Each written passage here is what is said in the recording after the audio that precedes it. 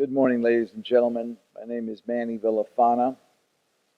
I suppose I'm a local entrepreneur, one who has started several medical device companies in town. I was asked by our friend Paul Iazo, professor at the University of Minnesota, if maybe we could do a video sharing with the audience, particularly the students, some information that might help them understand the trials and tribulations of being an entrepreneur. What's it all about? How do we do it? Things like that. And I felt it was probably best if we kind of walk through a little bit of my life because I've been involved in starting several major companies here in Minneapolis, St. Paul. So if we start, let's start with the very first slide when we all have an idea of being an entrepreneur and creating something. How often have we seen this little picture that's on the screen right now of a young man or a little girl starting their own lemonade stand? So let's talk about the trials and tribulations of an entrepreneur. I want to share with you part of my life because I came from a rather humble beginning, tough beginning, and I want to make sure that everyone in the audience understand that we can do these things coming out of really nowhere. I was born in the South Bronx of New York, in the poorest congressional district of our country. Kind of gives you an idea of my home. This is where I was born and raised. The young lady that's in the picture is actually my wife Elizabeth of 38 years, and we visited the old Bronx. To give you an idea what I mean, here's a front page of the New York Times, a very prominent newspaper of New York, of the world in fact. At that time there was 5 presidents on the front page, and right below that story, was the story about the South Bronx. And it was called Life at the Bottom. That's right, Life at the Bottom. The story went on to talk about the crime, the poverty, the prostitution that was in that neighborhood. That's where I was born and raised. Life at the bottom. Fortunately, I got involved with Boys Club, which is now a Boys and Girls Club, Kips Bay Boys and Girls Club. They basically saved me, took me off the street, and I've always talked about Boys and Girls Clubs. If anybody has a few extra coins in their pocket, send it to the Boys and Girls Club of their neighborhood, or if they want to send it to New York, call me up. I'd be happy to get the money over to the Boys and Girls Club in New York. Okay, so let's talk about a little bit about entrepreneur. You know, what is it that happens? Well, first of all, I'm one of those kind of guys in which one of the greatest pleasures in life is doing things that people say cannot be done. Okay, so here's a picture of Orville Wright. Okay, first flight. We've seen this picture, Manny, 10,000 times. But did you realize that same New York Times, about 2 weeks before this flight, stated that heavier than air aircraft would not exist for another 1,000 years?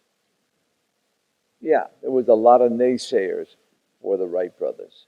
And in fact, one of the greatest naysayers is this guy who said everything that can be invented has been invented. And this was said back in 1899 by, of all people, the head of the U.S. Patent Office. Think about that. The head of the U.S. Patent Office said everything that can be invented has been invented. And this is over 100 years ago. Okay, so you want to become an entrepreneur. Let me just say a few things that I don't even have on the screen here. But let me just say this. You better have a big red S under your shirt. I'll tell you why. Because first of all, when you get the idea, you're probably going to go home. You've probably already finished school. You're probably working at a company. And you're going to get this idea, you want to do it. And like I said, you better have the big red S under your shirt or under your blouse.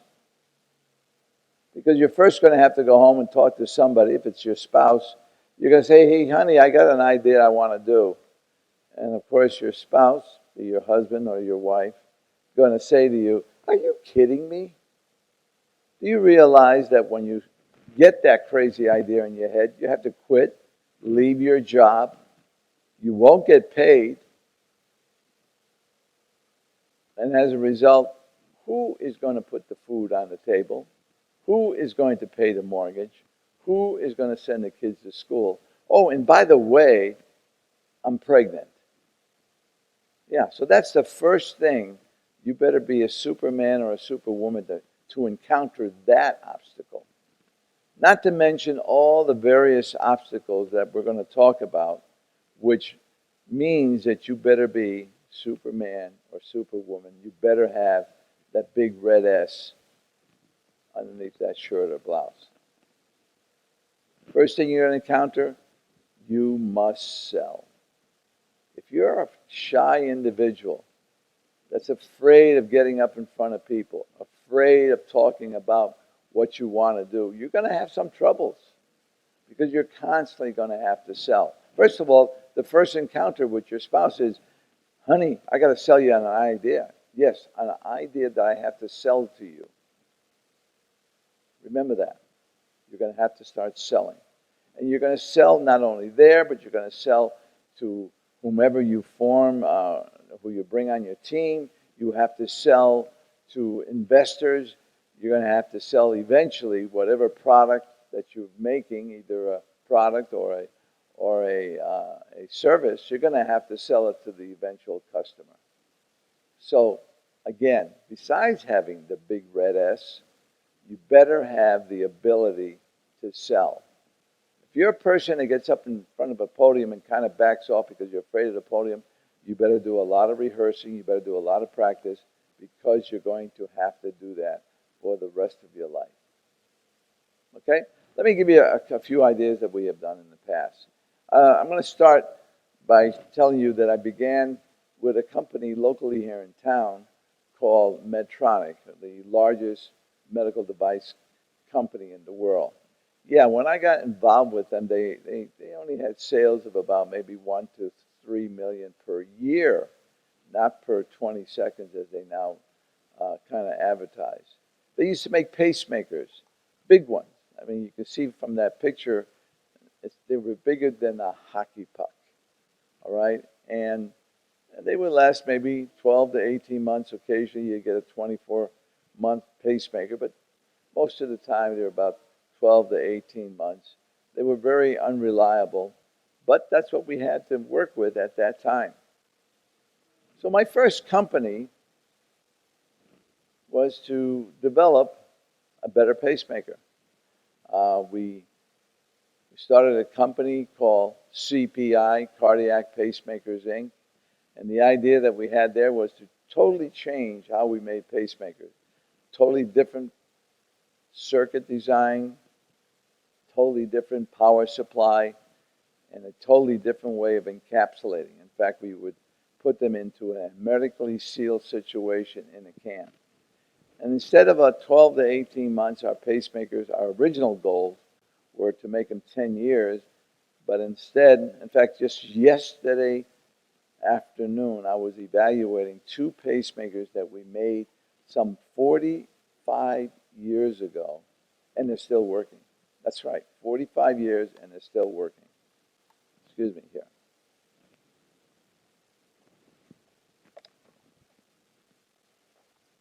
Okay, we did that. That company became CPI, became Guidant. After that, it became Boston Scientific when Boston bought it out for $27 billion. So that was a good home run. It went out of the parking lot, and bounced off the moon and went to Mars. Now, about the same time, I was approached by some doctors, uh, Dr. Parsonet out of New Jersey and Dr. Dmitry Nikolov here out of the University of Minnesota, again, the University of Minnesota. I said, Manny, you got to make a better valve. Quite frankly, I didn't know much about valves, but I started studying them and saw that they were large items that were put in the heart, but were made out of either plastic or metal, rubber ball, plastic balls, a variety of different occluders. They were quite unreliable, causing a lot of clots and a lot of failures.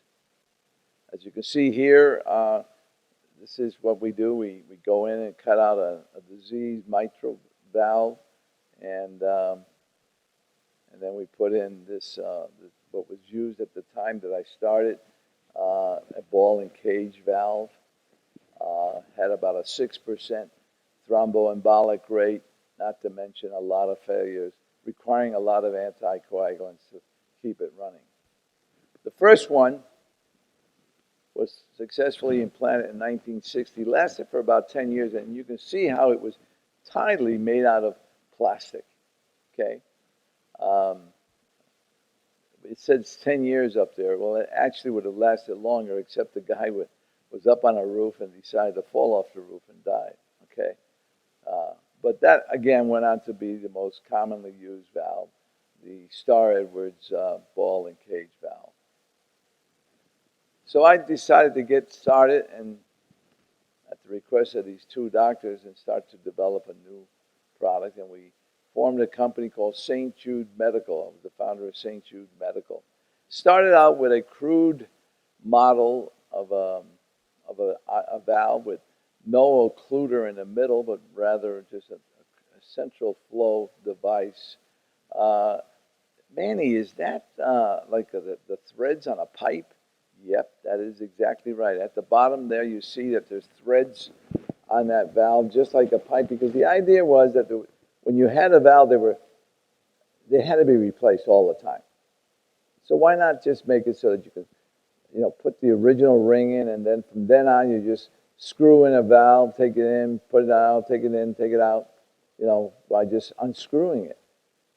Well, that was one of the original ideas, but we decided to make that valve with no metal, no threads, and we decided to make the St. Jude valve. And that what you're looking at now is the St. Jude valve. It's the most commonly used prosthesis in the world. We have millions of patients walking around with it. It was made out of pyrolytic carbon, no metal, no plastic. Pyrolytic carbon is like glass. It's a form of glass under high pressure. And of course, a lot of people, a lot of naysayers were saying, Manny, you're crazy. Making a valve out of glass? Yeah. We're going to do that? Yeah. It's going to break? Yeah. No, but it didn't break. Okay? So the point was that, again, as an entrepreneur, bringing back again the skills that I mentioned that you have to sell, we were able to sell this idea to our scientists to pursue it. We were able to sell this idea to the doctors who implanted it. But you were always, always selling the idea. The valve is a great valve. Occasionally, we would see, however, that in the pivot area, there would be clot formations. And this particular picture you're looking at, it's the same valve, but just looking at both inflow and outflow sides of the valve. It had clots, but the clots formed in the pivot area. So with that in mind, some 15 years later, we redesigned the valve, improved on the valve, and introduced the ATS medical valve, which had a totally different pivot. It was what we call an open pivot bileaflet valve. We formed we formed ATS to make this company, and it was eventually bought out by Medtronic for about $400 million. By the way, the St. Jude valve was bought out by Abbott for $30 billion. So again, these new companies went on to become very big went on to be sold eventually or acquired by a variety of different companies with large magnitudes of dollars. Yes, it's nice to have be an entrepreneur and do these things and make some little extra money on the side. They're great, but it's a lot of work. Now on the ATS valve, getting back to the ATS valve, it was a great, great valve. In fact, the first patient was Pierre Guillard in Switzerland. He was 72 when he received the valve. And it was a great valve because I went to visit him some 10 years later, and he looked like this. Great valve. I told you it was a great valve. All kidding aside, this individual that you're looking on is actually ranked number 4. At the time this picture was taken, was ranked number 4 in the Ironman triathlon events of the world. He was the 4th best guy in the world, yet he had implanted in him a bileaflet mechanical valve. He had he had a St. Jude valve implanted in him at that time. So again, if anything we're going to learn is that we can take heart surgery and really change the performance of your heart and actually return it back to quite normal. Okay, another company that we formed was a company called Kips Bay Medical. The idea of Kips Bay Medical was that we used to see that when you did bypass surgery, we would take veins out of the legs, but the veins would, when you put them on the heart under high pressure, they would develop hyperplasia, they would expand, dilate, and we had to prevent that. So we came up with the idea of putting a nitinol wire around the veins. And let me show you the difference.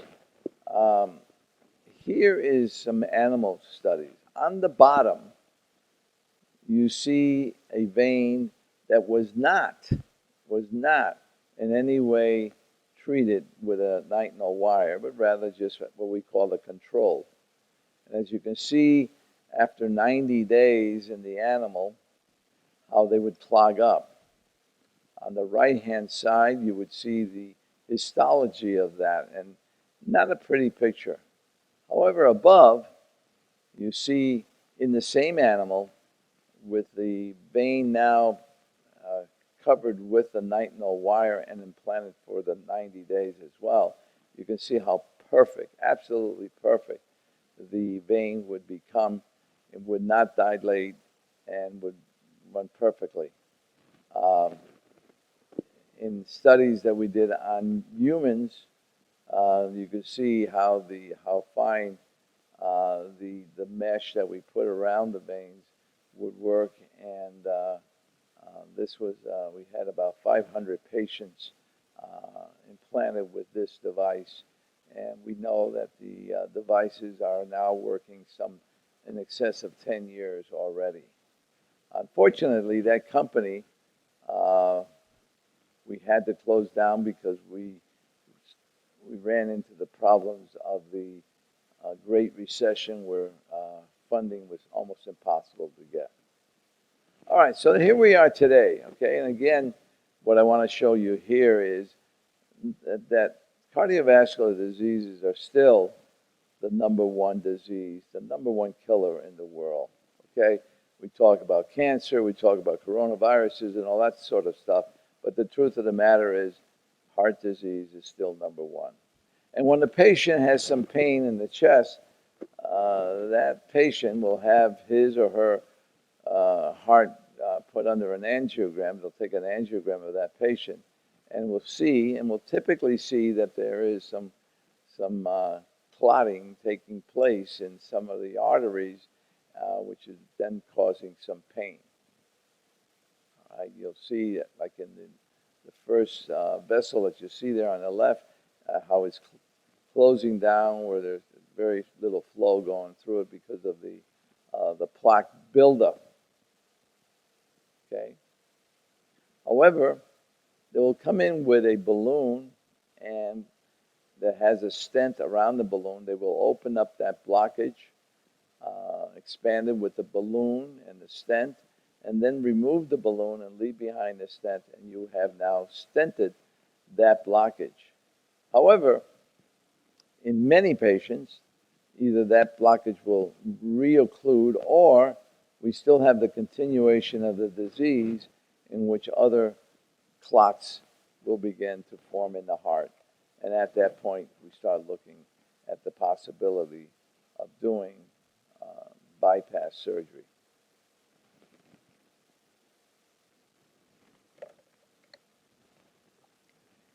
In bypass surgery, what we will do is take a vein out of your leg, and as shown on the left-hand side of this image, the blue vessel, we will punch a hole in the aorta and go around the blockage that is shown there on the heart.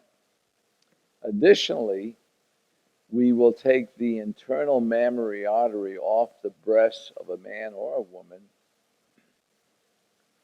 and connect it to the front of the heart, to the LAD, the widowmaker, and you will see that is how we typically will take and do a bypass.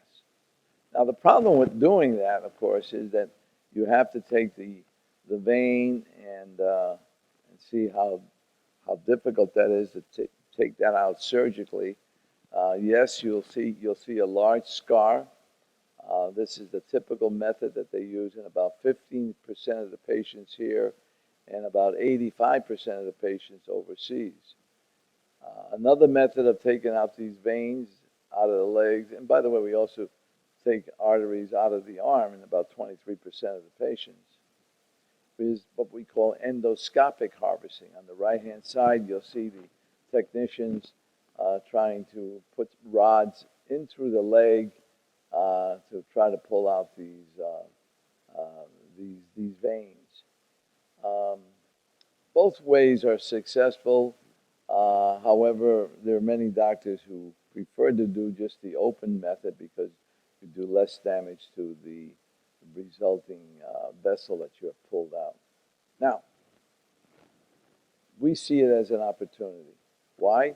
Because there are about 800,000 to 1 million procedures done every year, with the average patient receiving somewhere between 3 and 4 grafts. In other words, about 3.5 is the average. So they receive between 3 and 4 grafts, and it's a large number of grafts. When Bill Clinton, President Clinton, had his procedure, he had a quadruple bypass. That's 4 of them.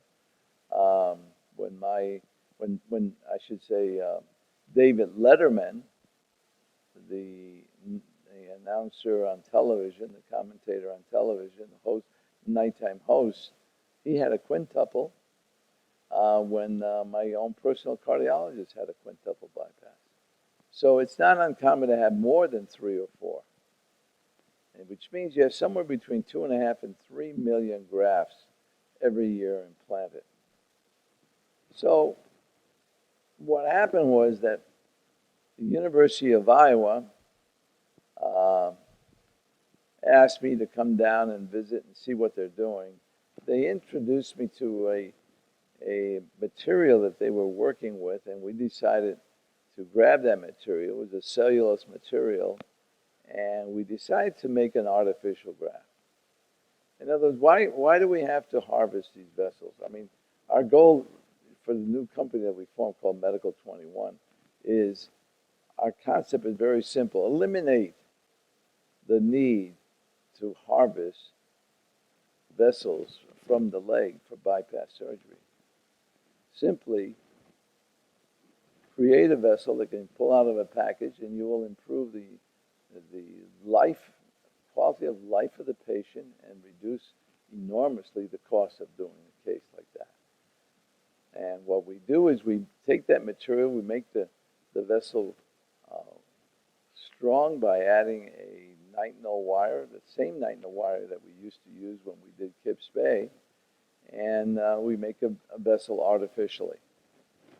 We are now doing this, and we have done a series of animals. Unfortunately, I don't think I can show Oh, maybe I can. I don't think I can show the videos on this. Yeah, here we go. You can see how we put it on the heart, and then we do an angiogram showing how that works. Okay? All right. We've taken these animals, have studied them for quite a period of time. We're studying them in 90 days histology, and they're showing that the method that we're using to make them allows for the graft to actually become like a human graft by creating endothelial cells in the middle. Right now, the company is at doing animals that so far have proved out to be over 90 days, and we hope to begin our human trials in the early part of 2021. Okay, so these are the things that we're doing. Now let's get back to the entrepreneur, the poor guy or gal that's trying to start this. And there are some certain things you have to understand. Okay, first of all, you got to find yourself a garage. Yep, a garage. I've done that. The garage that you're looking at right now is the first garage that Earl Bakken, when he started Medtronic, had. Okay, and this last company that I'm working on, Medical 21, we had a lot of equipment in my garage for about 2 years, so we had to start there as well. If you can't find a garage, a basement will do. Here's a basement where we had where we started one of our companies, GV Medical, and of course we had some very cheap employees. If you'll notice right behind my head, there's a young man. Well, he was our vice president of trouble. He would either get us in trouble or keep us out of trouble. All kidding aside. But we had good equipment. If you notice on the wall, we had the newest of computers in which you threw an arrow at that, a dart to that board, and it tell you yes or no that whatever you were doing was the right thing to do. Okay, all kidding aside. But a garage or a basement will do. Now, remember that selling skill that I told you about? You got to use it now. Because whatever you're doing, you're going to have to form a team. And I'm going to tell you, don't go and find friends. If the friend that you're looking at is the best guy or gal, and of course, bring that person on. But typically, you just don't say, hey guys, I'm going to form a company, you want to join me? No, that's not the way to do it. Go after the best possible people for your team. And remember, you're going to have two teams. The first team is your inside team, but you're also going to have an outside team. People who will help you from the outside to look at your technology and help you develop it. I have been super, super fortunate to having the best in the world. On the picture that you're looking at, on the left side, the back of the head of Bill Greatbatch, one of the greatest inventors who had developed the first successful implantable pacemaker, helped us in developing the lithium pacemaker. Then in the middle was Dr. H. David Freeberg. At the time was probably the best electrophysiologist in the country. And then the guy in the middle who started at the University of Minnesota, the great C. Walton Lillehei, Professor Lillehei. Okay.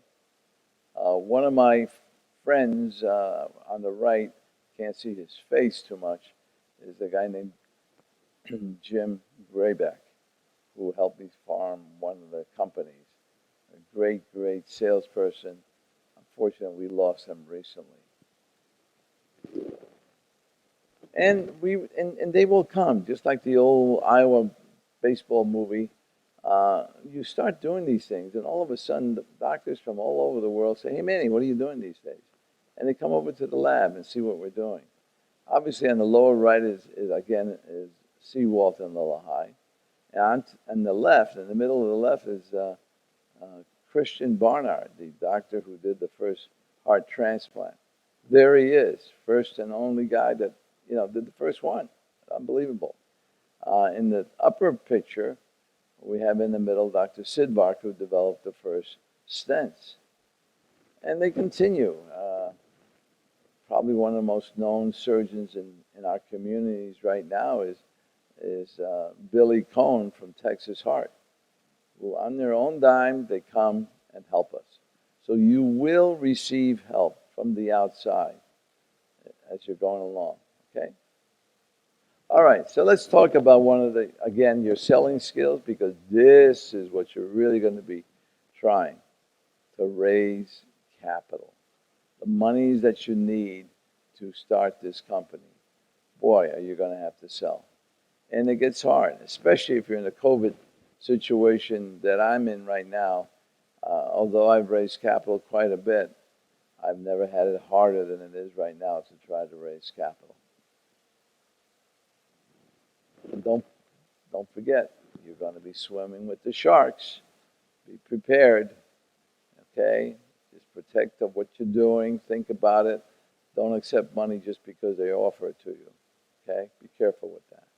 Now, in raising capital, the basics are very simple. Be honest. I mean, I'm not saying that you're dishonest. Just be honest and tell your potential investors exactly how much money you need. What are you looking for? In other words, if you need 10 million, you say 10 million. You don't say, well, I only need 1 or 2, and then you figure you'll raise the rest. Just be straight up front. Technical knowledge. You better know your product inside and out.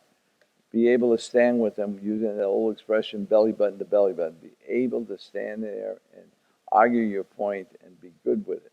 Okay? Doctors are going to eat you alive if you don't know your stuff. Have a good financial plan, a good marketing plan, and like I said before, have the best possible team. Key personnel, key players on your team. The next slide. Manny, why are we talking about cherry pie?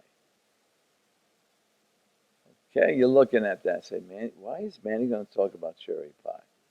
Well, let me say this. When you start a company, you are usually the sole owner of that company. You own 100% of the pie.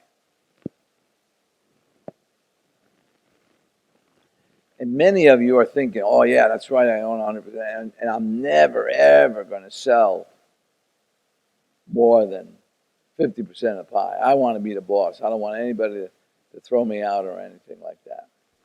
Look, 100% of pie means nothing, because the value of the pie is nothing, okay? However, if you take part of the pie, I don't care what part, let's say that image right there is about a sixth of the pie. So 16% of that pie, okay? Let's say you're raising capital and you sell 16% of that pie, okay? All right, that means, and you sell it for $1 million, okay? All right, that means that the pie now has a value of $6 million. 16% is about 1/6 of the pie. You're selling 1/6 of the pie for $1 million. So therefore, the value of the pie is now $6 million. Okay? The more money that comes in to you, the greater value of the pie, a greater value the pie has, and the greater value of the shares that you own. Don't worry about dilution. If I can leave anything in your brain, don't worry about dilution. Go raise money, etc., etc. If somebody wants to, if you're doing a good job, no one's going to bother you. But if you're doing a bad job and they say, hey, it's time for you to leave, you know what? They are probably right. It's time for you to leave. Okay? But your shares will have value.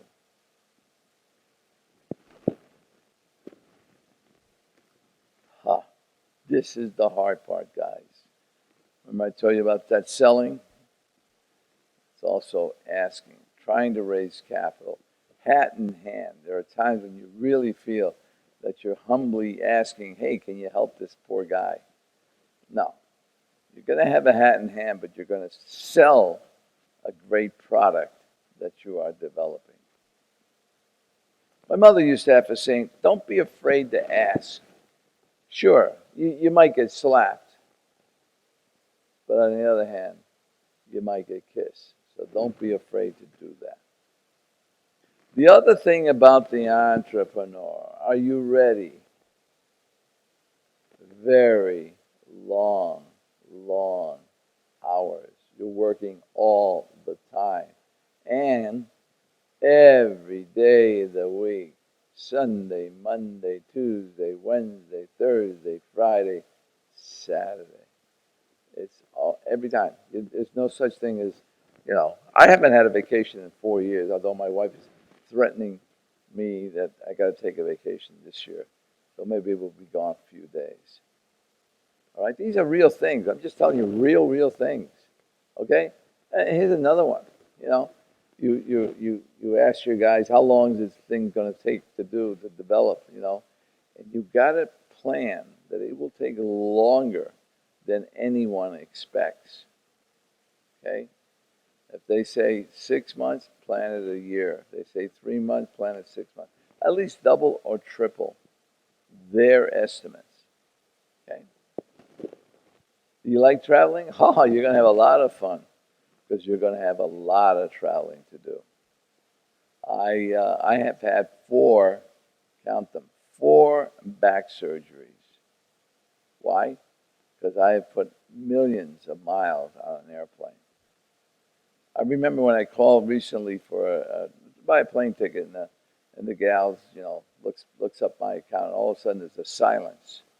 And I said, ma'am, are you still on the phone? She said, oh, I'm sorry. I never seen anybody that has as many miles as you have. Okay?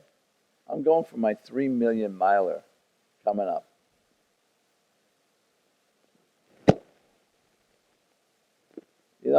As you're doing these crazy things, everybody thinks it's a cakewalk. Especially for me, now people think that I can raise money. It's got to be a cakewalk for you, Manny. No, it's always hard. And when you're doing something, people think it's a straight line, but no, in fact, you go every way, zigzag as much as, it's unbelievable. Okay, it's not easy, ever easy. Okay, tough part that's going to come up, keeping your eye on that goal, because there's going to be so many temptations. Why don't you quit the job and come back and join your old company? What about a long vacation? What about time off? What about, a lot of different things trying to distract you. One of the hardest parts that I have found is the old saying, it's lonely at the top. It is. You'll find yourself having to make a lot of decisions by yourself. You'll find yourself, everybody thinking that you're so busy that you can't talk to anybody. Oh, you can't bother Manny. He's busy. Go on, leave him alone. No, you got to learn to open your doors. You got to learn to get people to talk to you, and not that you want people to talk to you just to keep you happy, but rather during that conversation, you hope to extend things that you know to them, so they learn from you. Okay. Remember one thing. You'll be better off to have tried and failed than not to have tried at all. Just do remember that. That will be something that will be part within you where you get, sometimes you're, oh, it gets harder and harder. But then you say to yourself, we're going to be better off that we tried this thing. Even though if we fail, you got to go for it. Now, very, very important. Don't forget your family. Your family is always there. They're always first. There are times when you think the job is going to take you away from them. Make sure it doesn't. Get them involved. Make sure your spouse knows what you're doing. Get him or her involved.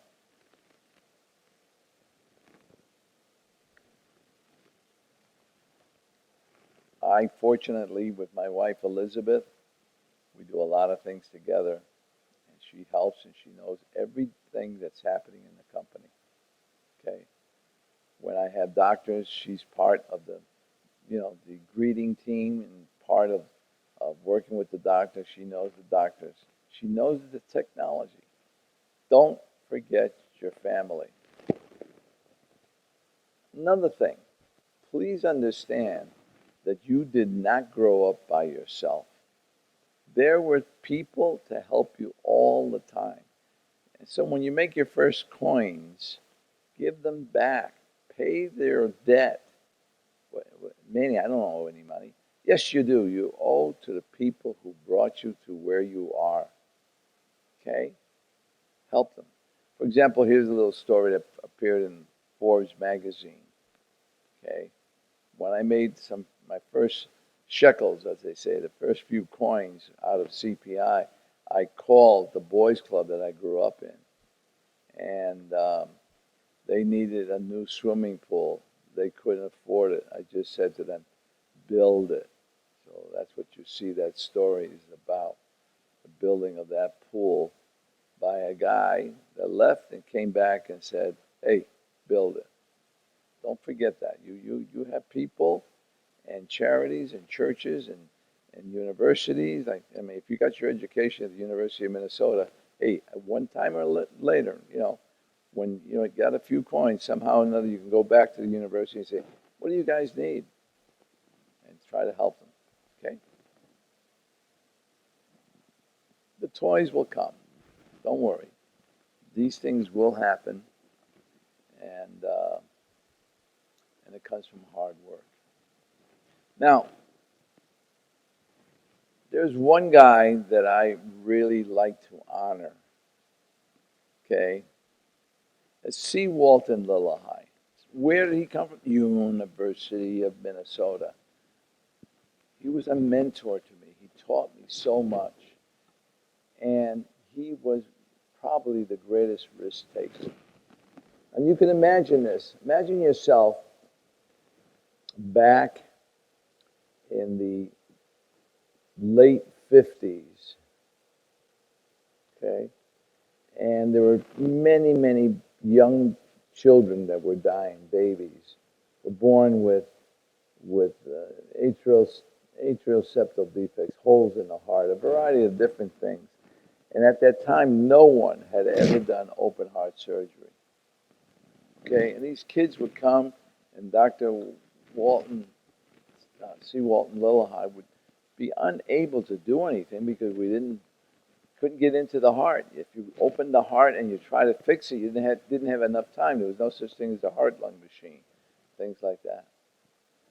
And he went on to develop an operation in which he was criticized to the nth degree.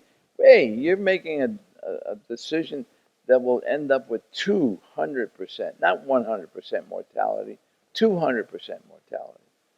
What he did is he developed a procedure in which you could possibly have the death of the child as well as the death of the parent. 200% mortality. But he did it. He took the risk, and he did it. If you're going to start a company, if you're going to start doing something like that, bear in mind what Walt Lillahei used to say to me. But risk must be taken, because the greatest hazard in life is to risk nothing. Yeah, the person, the guy, the gal who risks nothing, does nothing, has nothing, and at the end of the day is nothing. Don't be shy, take a risk. I was talking to a young lady last night, and she was telling me how so many people feel, they can't do anything. They're useless. Give me a break.